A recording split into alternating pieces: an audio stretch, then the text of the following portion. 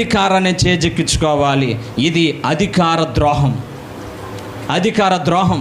ఈ రోజున ఎంతోమంది ఇంకా తల్లిదండ్రులు బ్రతికుండగానే, ఇంకా తల్లిదండ్రులు ఇంకా మంచి సజీవంగా ఉండగానే ఏ విధము చేతనే తండ్రిని మోసం చేసి ఆస్తిని రాయించుకోవాలని, తల్లిని మోసం చేసి ఆస్తిని రాయించుకోవాలని ఈ రోజున సమాజం అంతా కూడా, ఈవెన్ దేవుని నమ్ముకున్న బిడ్డలు కూడా ఆస్తి అంతస్తుల కోసం అనేక మందిని అబద్ధ సాక్ష్యాలు నిలబెట్టుకొని, అనేక మంది వాళ్ళ జీవితాలలో అనేక రకాలైనటువంటి కుట్రలు పన్ని పైకి మంచిగా ప్రవర్తించి వాళ్ళ జీవితాలలో అనేక లాభసాటిలు సంపాదించుకుని మోసపోయినటువంటి వ్యక్తులు లేకపోలేదు. మోసం చేసిన వ్యక్తులు కూడా ఈ వాక్యం ఉంటున్న వారు లేకపోలేదు. ఈ రోజున ప్రభు నీతో నాతో మాట్లాడుతున్నాడు.